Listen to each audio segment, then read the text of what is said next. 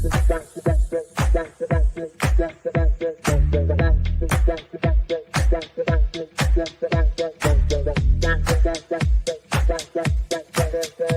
Connections Radio presents the Love of Business podcast.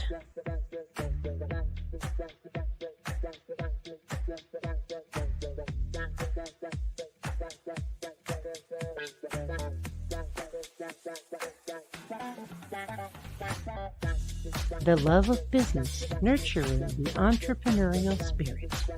This show is brought to you by Paid Per Letter. Write letters and make a difference. paidperletter.com/Uncle Dan. Good morning and welcome to the Love of Business podcast. My name is Edgar Rodriguez. I am one of the hosts. Our co-host, Davin Sunvik, may or may not be joining us today. However, we do have the pleasure of having our guest, a great friend of mine, Mr. Danny Velazquez. Danny, could you please share, let the guests know, who you are, what you do, and a brief overview of your journey? All right. Well, first of all, thank you so much for having me on the show. It means a lot. I just noticed that I put my screen name as Ninja. I didn't think it was going to be. and that's a little bit of who I am, is that I'm always, even though I'm in a serious business on the mortgage side for loans, I try to show myself and what I do, because the market's shifting. I moved here, 4 years ago. I met you here 2.5 years ago, 2 years ago, and you were the key catalyst of opening doors for me out here. Initially, when we first got here, we're a little bit different. We're on the wholesale mortgage side, which means is that my job is to give the best product to the consumer at a lower cost, at lower interest rates, and most importantly, just at a good communication. And that's literally why we came to this state, is that before moving here, we were doing our research as to what state could produce the biggest opportunity. This is that state, especially for the Hispanic side. Greg, the owner of the company, a couple of years ago, he was like, this state is going to boom with your people. And there's no one that speaks Spanish. And I'm like, really? I didn't believe him at first, and started driving out here little by little. And sure enough, that's exactly what happened, is that the opportunity that this state represents within the Hispanic community, and just even overall, is huge, because through the time that we were here, we noticed that a lot of the lenders in town are retail lenders. And what that means is that the regular consumer gets a higher interest rate, higher costs, may not have all the options that are available to them as a first-time home buyer or as a regular repeat client. Is just, we have those options. And that's a little bit of me overall and who we are a little bit. Yeah. And thank you for sharing that story. I know when you and I met, this town is very interesting, right? And it's one of those towns where you feel like people don't want to give you the time of day. However, they say they will, right? So meeting the right people and getting into this journey of, like, at the end of the day, with what we do in business, it's a people business, right? You meet the right people that do want to help, and crazy doors will unlock. So I appreciate you sharing, how we met and how we got together, and now we're off to the races. So that's literally it was. Remember, you would be helping me. I'm like, hey man, like, why are you helping me? Like, what's up? Like, you're like, why not? I was like, okay, you're one of the good ones then. I'm like, let's go. Yeah. So first question I have for you, Danny, is what motivated you to pursue this career? Because you've been in this a little over a decade, right? Yeah. I think you're approaching 15-ish years in this industry. Yeah. So, what motivated you to pursue real estate and especially on the lending side? Well, I've worn different hats. I've been in the business since '04. So initially, I was very young when I got into the business as a loan officer in '04. From '04 to '07, I made so much money and we wasted so much money. I really didn't take advantage of the opportunity because we were just young, partying. No one really told me, hey, You're supposed to do this. All it was is just go ahead and have fun and go make more money. But then the crash hit.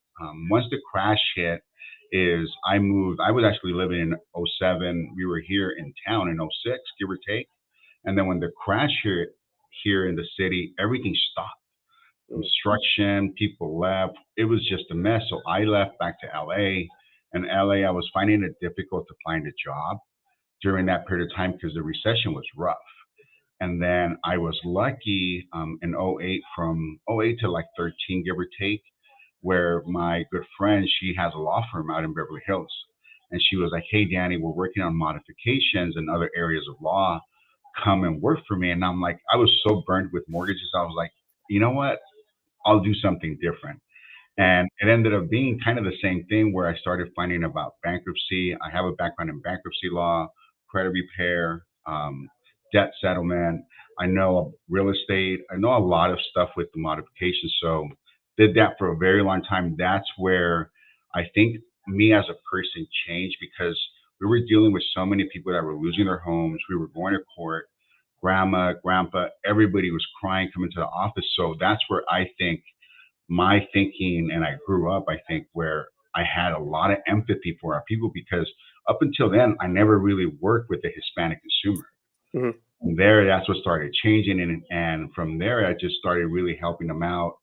And then I became a realtor because I was getting so many short sales from the law firm for like 5 years. So I was a stay-at-home dad all the way up until like 18, took care of my daughter. I raised her first 5 years. It's like the best experience as a dad. I think like being there with your daughter, taking care of her. You're the mom dad. Like I cooked, cleaned, you name it, I did it all. I remember Greg would call me. He's like, "What are you doing?" Like during the day, I'm like, "Oh, I'm cooking." He would be like, "You know what? Call me later." Like he doesn't have time for that. But then that was the big thing with Greg is that Greg was always there with me. He was like, no matter what I did, he was always at the forefront. And around maybe 2015, he was like, hey, you need to jump back into the industry. And I'm like, really? He's like, yeah, there's a lot of movement right now, but you have to get licenses, you have to pass laws, all that good stuff. Where I was just like, you know what? My ex-wife was doing well with with the loans because she was a loan officer and I was a realtor. So we're Mm. like, you know, we're okay. But then tragedy hit around 18, 19 in my household where I had to be the sole breadwinner, where I need to do something different. And that's when I told Greg, okay, now you have my undivided attention. Like, what's up? He was like, well, unfortunately, you can't make it happen in LA, but you have to go to Vegas. Mm. And literally, that's what I did is that I started coming here. I started driving for about a year and a half from LA to Vegas. Every week, I would leave Cerritos at 4 o'clock in the morning, get to Henderson at 9. I would leave Saturday at 2 o'clock after my last client, hang out with the kids for a little bit, and then come right back. I did that for a year and a half to make sure that this was a good state. And Mm. then around what, maybe 2021, right after COVID is when I met you, remember? Yep. And that's when everything where I was like telling people what I do a lot. I rub up people a lot the wrong way a lot, and I really don't care because I have a better product for the consumer, for you guys. I just have knowledge. And if you want to get it, it's right here. If you don't, cool. I'm still going to go help someone else. And that's literally the attitude that I was taking and I still take to this day. And now, like you said earlier, things are starting to progress. People are, they see me here, they see me there, and they're like, why is that guy always smiling? Well, I'm smiling because I got to take care of my daughter. Like that's my driving force. That's my why. So it just, that's how I look at things. And here it just, it's a blessing. Yeah. Yeah. You said a few things, right? And something that stuck out to me is like, look, whether I rub people the wrong way or not, I'm still gonna smile. And something I've met and known to grow and like about you, Danny, is that you're always trying to do what's best for your client, right? Yeah. You know that uh, in your industry there are people out there who will, they'll pad right on the back end so they get paid more. And something I've noticed with you, and even with people that we've sent your way, they're like, man, I didn't know, I never knew that I would ever get into a house until, coming across you and your company, knowing that Yeah. you guys will shave a lot just to Oh help yeah. the client out, right? And yeah. Um, and that's huge, right? Because at the end of the day, you think about how do you, and this is the love of business, right? So that's what I love about what your company does is that you guys are willing to, you know, do almost everything in your power to make sure that that client or that couple or that family is trying to get into their first house, dream house, right? Whatever type of house it is. Yeah. And what that does is that you put them in a position that, hey, look, you're going to educate them along the way to make sure that they're not overstretching themselves, that they're able to have that house for generations to come. But that goes with all the experience that you had in your past, right? Like you talked about earlier that, you've worn many different hats in your industry, but you've also seen the law side of it, right? And you were at the forefront of when the crash happened. So it's how do we make sure history doesn't repeat itself? Yeah. And that's something that that's come to my attention is that in your approach, you really, really are really methodical behind the scenes of, hey, let's make sure that even though they think they can afford this, hey, let's take a deep dive and make sure you can afford it, Yeah. right? Yeah, you have to right now because I've seen people lose their homes. I've got those calls when I used to be a paralegal. It's not a good feeling. Like I'll give you an example. Like when COVID hit, Hmm. right before COVID hit, I was seeing law firms, everybody ramping up, like here comes all these loan modifications. Well, right before it, I started sending out emails to all the chambers, started sending emails to brokers here in town. Hey, have a background on this. Here's the phone number that I know at these banks. If you guys need them, call them up. Well, the good thing is that the blessing a lot of people don't realize is that no one was foreclosed on during that period of time. So the big banks learned from their lessons in '08 where I thought we were going to repeat itself. Everybody, a lot of people did, and Hmm. none of that happened. So that changed something. So that just shows now that there's a good chance that that never may happen. So if you own a house, let's try to keep you in the house forever. And that's kind of what the approach I take is that I got to help them because here everybody, most of my clients, they're either from a different country or they're just permanent residents or became full citizens. But a lot of them, their kids are only first generation. So if I'm able to help the dad, the mom, the grandpa, whoever it is, get them into a house when the time's right, just like Ian, he grew up here. There's not many people that grew up in town. So I'm setting that seed for the future because we're in the long haul. Hmm. And that's kind of the approach that I take for everything is that we're helping everybody from the beginning because everything is in the infancy stage in this state. I see it, I notice it.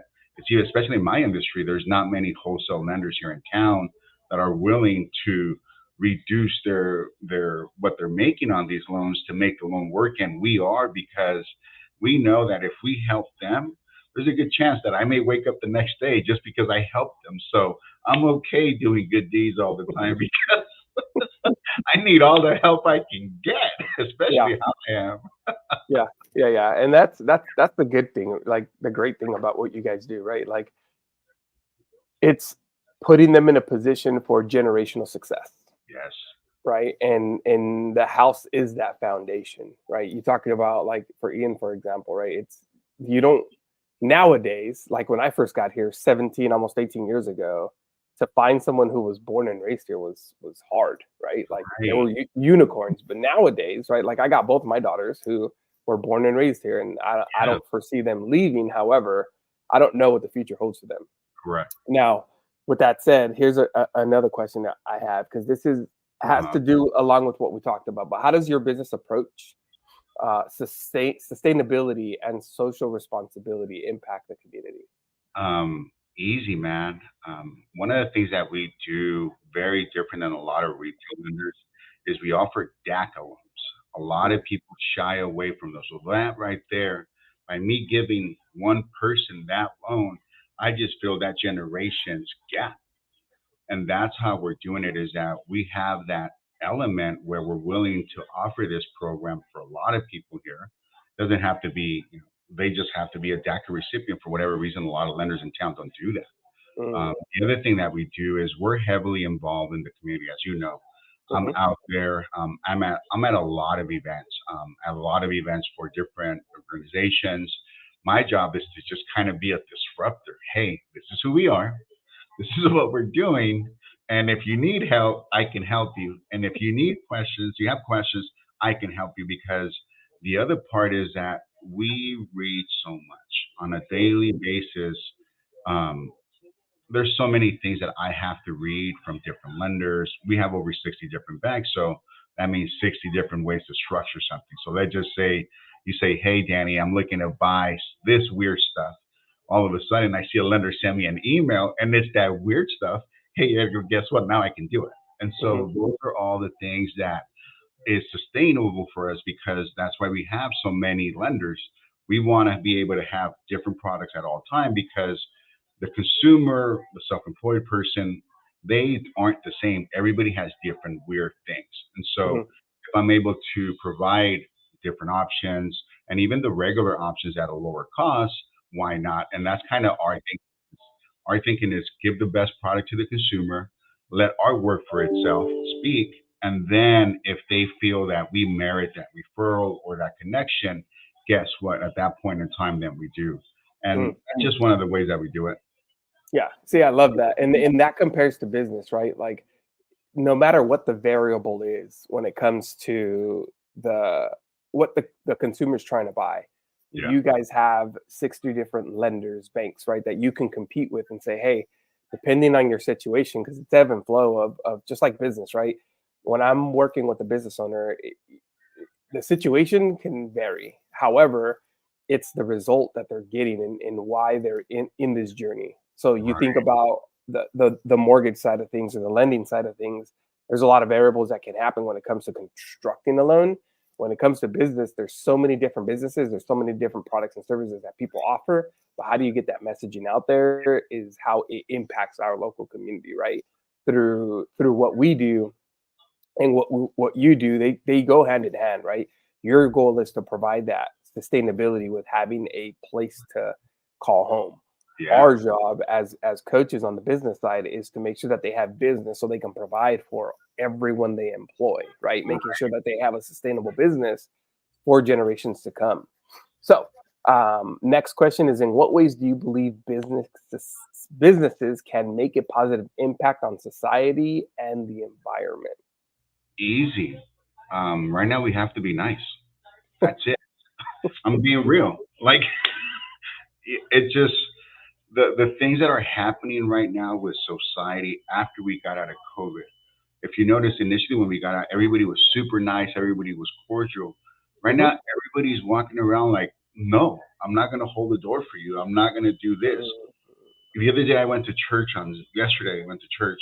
This older man was right next to me, and I'm like, "Sir, sit down." Like, the other day I flew to Michigan. The same thing, ma'am. She's pregnant. Like, sit down. Like, all those little things matter right now, because if us as business people, if we leave that lasting impression, hey, that guy opened the door for me. Hey, what do you do, by the way? Like, you don't know if that question is a follow up question after that, or hey, do you want to go grab a beer? You just open the door with me, or you want to hang out with me and my wife. Like, that's happened to me here in this town more often than not, because I'm out there. People are tourists. You never know who you're going to run into. You've taught me that. Like, I've been into rooms where it doesn't look like anybody's anybody, and they're it. Hmm. So, so those are the things that you don't get into those conversations unless you're genuine, you're real with that consumer. And I think right now, one thing I've learned over the last couple of months from one of my main investors is that authenticity is the key to go right now. If you're not authentic as a business owner right now, you're done. Like, Yeah. plain and simple, because these kids, I have an 11-year old, and most of my agents are all Generation Z. They're all very young kids. They all telling me, hey, it was cool. They wanted all the instant gratification, but now they know that that shit's oops. They know that that's fake. Hmm. Now it's just, hey, be real with me, because they're looking everything up. So that's kind of where I think as a business owner, we have to take that same approach and maybe dial it back and take it back to when we were closed off. Thank God I during COVID, I was out and about. I didn't have to, go through that ordeal of being home, because Hmm. I was out every day traveling, working. That's it. Just but now as a business owner, if we want to sustain growth, we have to be authentic. We have to be nice, Mm-hmm. and more importantly, we have to be genuine because they'll see it. Yeah. Yeah. Key things you said there is be authentic. You never know who's going to be in a room. Yeah. And what I've learned with you is you kill them with kindness. Danny, you're one of the few humans that will kill them with kindness, and it's you are who you are, and people don't understand that. Something that gravitated like you. We talked about at the very beginning when we first met. You were like, "Why is he helping me? Yeah. Like, where is this headed? Where is this going?" And that's something that we've learned from each other is that just be genuine. Like what you see is what you get. And that's what people are always thinking, like, what is the ulterior motive? There is none, right? Yeah. It's if I can pay it forward by helping you, the ripple effect. So I compare this to when people throw the rock in the water, right? Most people pay attention to that rock until it sinks. Right. But the ripples that it causes is what we pay attention to. Those are the two different types of people, right? The ones that watch the bottom fall and they're waiting for that, and the ones that see the ripple effect, right? The reason why when we met and I was like, man, this what they offer sounds really great. Let's see how great it can be. Yeah. So I always give people the benefit of the doubt, right? I don't expect anything. Oh no, of course. I don't ever expect anything. It's my way of paying it forward, right? And I will compare this to my time in the military. I know I should not be here today. There was one too many close calls where I've stared death in the face. But the reason why I'm here is what my purpose in life is, right? And I've talked about this on a show before where I know what I'm here for. However, in that journey, if I can make your day a little bit better or your business a little bit better, then that's what I'm gonna do. And make the right introductions, right? I'm actively listening to what you're trying to communicate. You already know the way I think. My brain just starts going off to the Rolodex, and I'm like, okay, who within the network, right? Who within my contacts, my connections can help this person get to that next step? And then it's on you guys, right? Once I make that introduction, hey, now it's on you two to take that to the next step and the next level. But it's at least opening that door, like you said, right? We have to open that door, hold the door open for somebody. To this day, and that's how business happens, right? When you open that door, who's that person coming through the door? You don't know. And like you said, in this town, like we're literally 1 degree from separation here in Vegas. If I don't know this person, you will, right? Or vice versa. If you don't know them, I just make a phone call and it's like, hey, right? And that's the way we have to get back to is that authenticity, genuine, be nice, and be able to help each other just like we used to back in the day. COVID did open a lot of people's eyes. However, they're getting back to the complacency. And something that the Marine Corps taught me is complacency does kill. You gotta learn how to adapt and overcome, especially in business. Oh yeah, especially in a business because our business is changing every day. The stress level that we have as an entrepreneur, hey, I didn't get any business today, or this is not working for me. I spent this much money for this. Now I got to do this. And that's the other thing is that if we are being candid with each other when we're looking in the mirror, then we will grow that much faster because one, there's no one else but us as a backstop. Like we're the ones that have to make it happen, especially if we have kids or just if we have other people depending on us. Like, and we just have to really be genuine and not be afraid of falling on our face. That's the other part is that because we are going to fall. Like that's just plain and simple. But it's how fast we get up and did we learn from that mistake and let's not do it again. Let's go do something else. Yeah. And see, and that's the lesson, right? People are scared to fail, but success will not come unless you do fail, right? Nobody ever made it just by creating an idea and all of a sudden, boom, I'm a millionaire. Oh, There's a lot of lessons, right, learned in this journey. Those lessons are failures. Gentleman I had on the podcast a few months back, he said, fail fast, fail forward. Fail fast, fail forward. Right? I like that one. Don't fail backwards. fall forward and learn from that, right? Yeah. And he is now running a multi-billion-dollar company, Oh, right? wow. The crazy part is like he said, you know how many times I fell on my face, but I learned, and I knew that hey, we're headed down the same path. Let's change course, right? Right. Business is the same way. I think we have time for maybe one more question, and then we'll get wrapped up here because we're coming up quick. But how do you approach personal and professional development? Is as a business and community leader that you are, Danny. Well, personal, it's a struggle every day because I really don't have any time off. My phone is always ringing, thank God. My daughter hates it sometimes because I'm a single dad, so if I'm with her, she wants my time with her time, but it doesn't work like that. But the thing that we can't stop doing is being genuine and just learning. Like I try to read all the time. Every day I read a lot of articles, just facts and all that, but got to pick up a book, like unplug from the phone, just have to do the little basic stuff. Sometimes I'll go to Lake Mead and just leave my phone at home. Like nobody needs to know where I'm at today. Like and those are the little things that I think as a business owner you have to remember. If you want to go buy a pair of shoes and you deserve them because you worked your butt so much, like you know what? Go buy those pair of shoes because you deserve them. It's going to make you feel better. That's how you invest in yourself little by little, or whatever your fix is. It's just those are the little things that I think that make you moving forward. Just in my own experience, just we have to be genuine with ourselves. Read, take time to like get to know people because that's what it is right now. Yeah.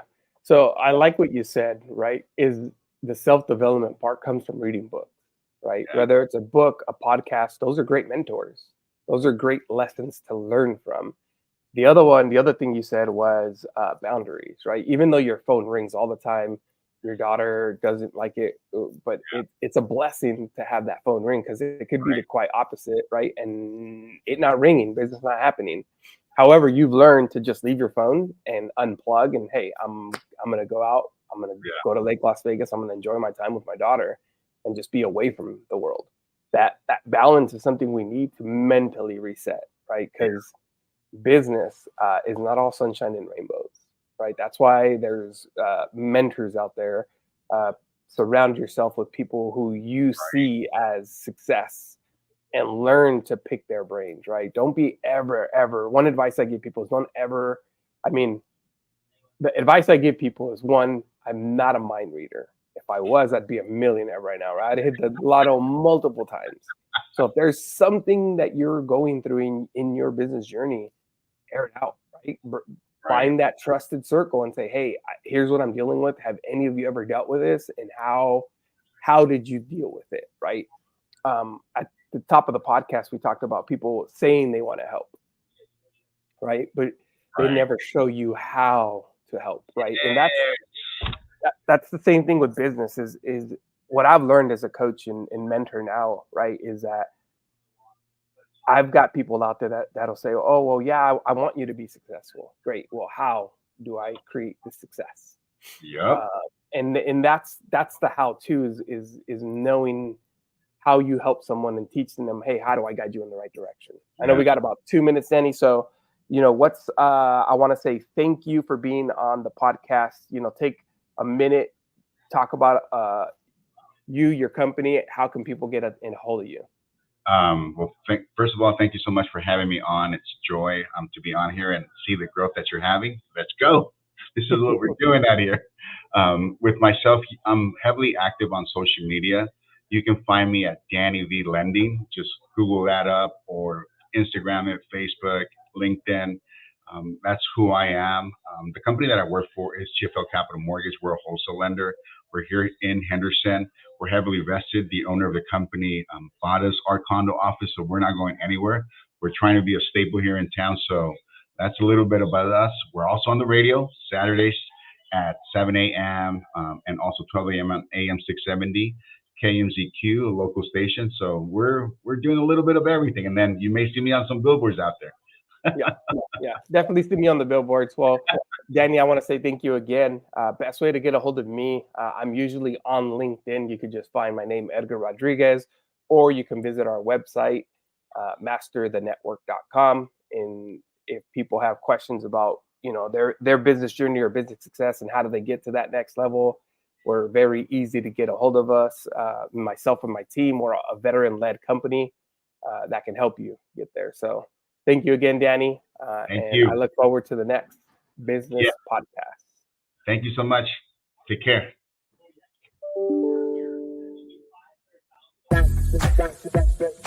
PR Connections Radio thanks you for watching this podcast. Check out more episodes of this show and our others at prconnectionsradio.com.